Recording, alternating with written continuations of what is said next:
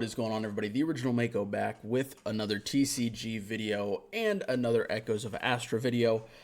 The next Grand Archive video I'm going to be making is not going to come out until Sunday because it's about the deck that I'm going to play on Saturday at the Michigan Regionals. So I didn't want to put that video out now.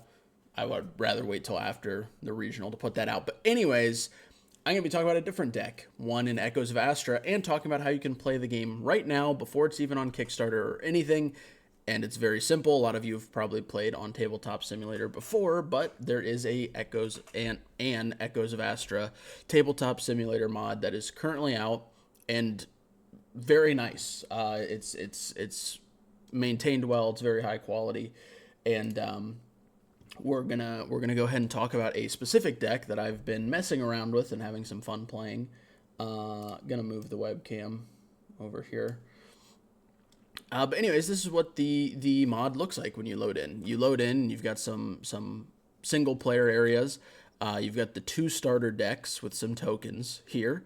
The quick start, the turn guide here, turn structure chart. There's also a table set up for draft. I believe, I just joined the Discord, and I think on every Sunday they do a playtesting session with the community, and this most recent Sunday they just did draft for the first time. I was not a part of it, but they are testing draft, which is cool. And then a multiplayer area, because this is built for multiplayer as well. So all that stuff, and then of course all of the cards that are currently released or that have been shown so far. And whoa, I'm not going to go through all these obviously, but really just want to take a look at some of the really good art there. The Vampire Retainer, really nice art. Some of these, as you can see, like Guinea Pig here, it's placeholder art, so not the official art yet, but some of it is the official art, like the Vampire Retainer, I like a lot of the I believe this is Knox. Yeah, I believe that's what the purple is called. I can't remember. Lucille, obviously a banger card there. A couple of other cool cards, Tenebrosa and Nereza, are pretty cool. I like the dragons in red, but yeah, feel free to go through these, look at them yourself, and obviously you can make your own decks. You can do some deck building with these cards here. So every deck it can be up to 2 different colors or factions, and norm cards, which are these up here, can be played by all decks. So yeah, but anyways, another cool thing they've obviously got the quick start rules here, but they do have a couple of custom decks that they have put together and put here with some, if you hover over it, it gives you a little description of sort of what the goal of each deck is. So some custom decks for testing outside of the starter decks that they've put together is, I think, a really cool idea, because it can give you some ideas of some strategies that can then take you down your own path of like, oh yeah, that is a good idea, but what if I did this? And let you customize the decks even further and just give you a good starting place for deck building, which is cool. We are going to be talking about this deck right here, Burst Score. Accumulate sacrifices to win in 1 turn. It is a Lux and Knox deck. Also, I apologize. I think these are the norm cards here. These are Lux cards. These are not norm cards. These are the norm cards. Anyway, it is a Lux-Knox deck, so light and dark.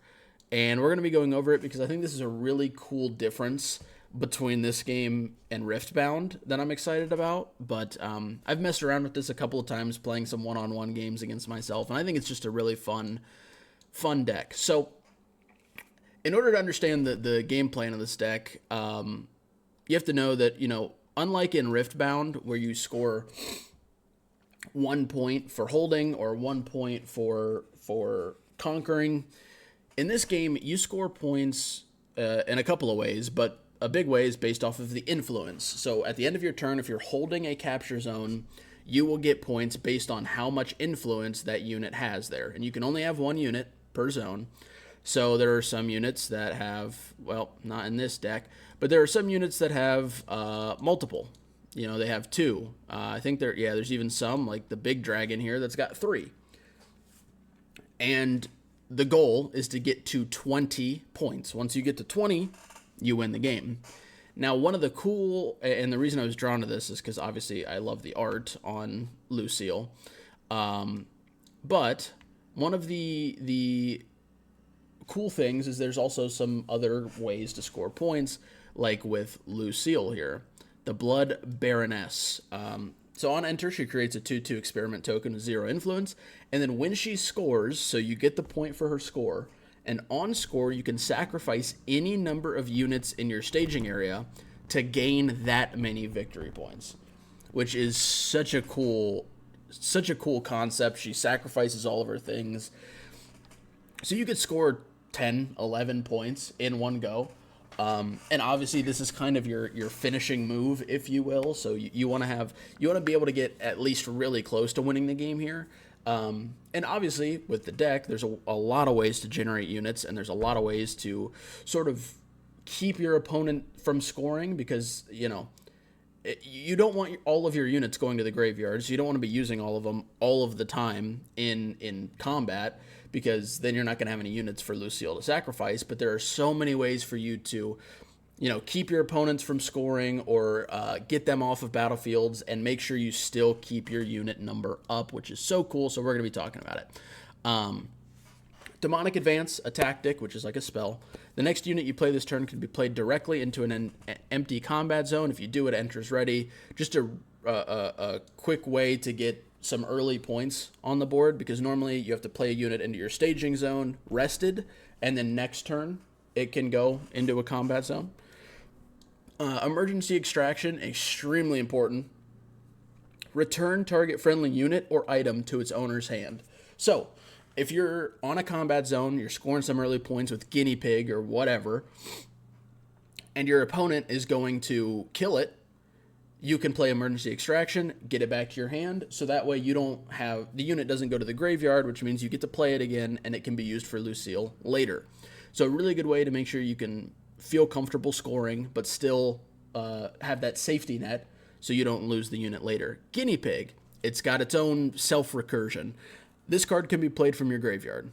If you do, it gains on death, banish this instead. So Guinea Pig, such a good early unit to have, so you can score points early. If it does die, goes to the graveyard, but you can play it back from your graveyard anytime.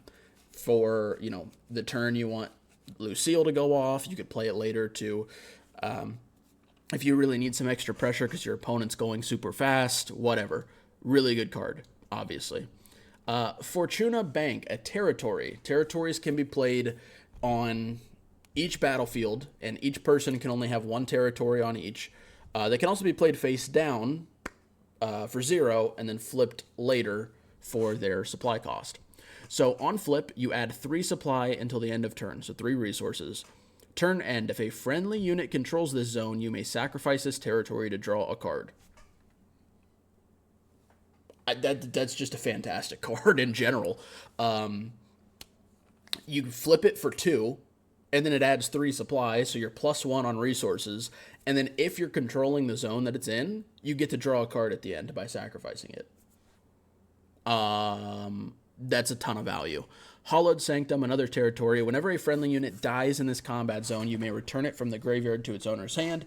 If you do, sacrifice this territory. Another really good card in this deck, because, once again, if you're playing something that doesn't have self-recursion, and you want to make sure you get that card back, so that way it's, you know, because once it's in the graveyard, we only really have one way to get it back, and we need as many as we can have for Lucille, but this territory allows you to bring it back. Once again, you do sacrifice the territory, but some pretty cool synergy there. Noxhaven Researcher, on enter, create a 2/2 experiment token with 0 influence. So this is just a way to generate things for Lucille to kill. Unless there's an open combat zone, it is not going to be capturing any zones because it has 0 attack. But, once again, a two-cost way to create a 2/2 experiment, get as many bodies on the board as possible. Supply Carrier, a really, really good one in this deck. It's a 3-cost ramp, essentially, because you tap it to add 1 supply until the end of turn. But it's a unit. So when it comes time to Lucille later, we can sacrifice this to Lucille. So a really good ramp card. Community effort. Obviously, once again, this is a placeholder art. This is the actual art for community effort. But anyway, this is a tactic. Exhaust up to 3 friendly ready units, then draw that many cards. So your goal is to have a lot of units that you're not really using as super often because you're saving them for Lucille. So when you've got a lot of ready units in your supply or your staging area, you can rest up to 3 of them and then draw up to 3 cards, which is really good just for cycling through your deck, but also really good for another card that I'll just go ahead and talk about. Oh, that's right next to it. It has really good synergy with Vermilion as well. So Vermilion, the Ghastly Researcher. This unit has a base influence equal to the number of cards you've drawn this turn. This unit cannot have more than 3 base influence from this effect. So if you've got him on a combat zone and he's not being contested by your opponent, which he is a 1/4, so he's pretty beefy, then you could score a lot of points early just from Vermilion plus community effort. Because every turn you draw a card, so that's at least 1. And then most turns you're going to be putting one of the cards from your hand down as a supply. And every time you do that, you redraw a card. Most turns you're drawing 2 cards, at least. And if you have a turn where you're community efforting, you know you're getting at least 3 influence out of them. Really, really good card. Super useful early game for getting as much early victory points as possible before trying to go for the big Lucille at the end. Frontline Officer, another token generator. On enter, create a 1/1 drone unit token with 0 influence. Not much more to say about that. Resuscitate, another placeholder art here, but you return a unit from your graveyard to your hand. Oh, by the way, this is a 3 of game, so you can have up to 3 of everything. So that's why all these have 3. But yeah, this is another cool card. Once again, this is our only way to get stuff out of the graveyard other than the guinea pig getting itself out of the graveyard. Well, and I guess Hallowed Sanctum. But super useful to play these at the right time to get the right things back. A lot of times the token generators are the big ones because the more tokens you have, the better off you're going to be. Quarantine Zone, a really good card for helping with tempo. So it's a territory, so you play it on a battlefield or in a combat zone. Units cannot attack or retreat from this zone. Units in this zone have no abilities, and this zone is not counted during scoring phases. And then at any turn start, you put a progress counter on this, then sacrifice the territory if it has 2 or more progress. So you're going to get 2 turns where you lock down a zone completely. If your opponent's got something out there with 3 influence, something out there that is causing a serious issue in terms of the ability of the unit, whatever, you play this, puts a kibosh to it for 2 turns, and it gives you a chance to further your position because your entire goal is to just get to a good scoring range for Lucille. Pop Lucille, get it in there, and win the game in 1 turn. So you just want to make sure your opponent's not winning the game before you have a chance to get to that position. So anything that helps you do that, like Quarantine Zone, super useful. Next up, Cadaver Supplier. This one's a really good card for, similar to Quarantine Zone, for actually using the card as a way to kill things that are in combat zones, make sure your opponent's not scoring as much. It's a 3/2. With on death, create a 2/2 experiment token with 0 influence. So when it dies, it's replacing itself as a unit. So you can use this very freely and safely to, take down your opponent's units and make sure they're not, once again, scoring as little as possible. Killing Blow, which is a tactic, and it is a counter, which means it can be played during the combat phase as a counter to another tactic. It can be played anytime, but destroy target unit in a combat zone. Attacking units are considered to be in a combat zone. So any unit attacking or on a combat zone or rested or whatever, as long as it's in a combat zone, you can just kill it. Once again, really good for sort of that control. aspect. And then another control aspect card here, suppression. It's a tactic. Banish target unit or territory. Could be important because, and I haven't had a look at all the territories, but I'm sure there are some territories that could be really problematic for this deck. So being able to banish a territory and unit, super good. Can't get it back. Good. Doesn't go to the graveyard. Just gets banished to the Shadow Realm. And then, there we go. There's supposed to be 3 of those. And then Calico the Blood Witch here. Your tactics cost 1 less to play. It's a 3/4 unit, so beefy. And it comes with the fact that your tactics cost 1 less to play. Can be used to clear stuff out if needed, but really good to just sit in the supply zone, wait to be sacrificed to Lucille, and while you're waiting, all of your tactics, which there's 3, 6, 9, 12, 15 out of 50 tactics. They all cost 1 less. Pretty good value there. And then, of course, the one we've already seen, the win condition, the big win condition, Lucille Blood Baroness.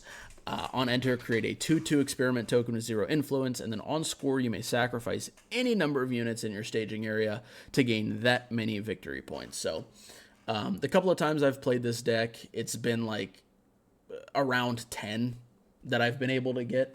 Now,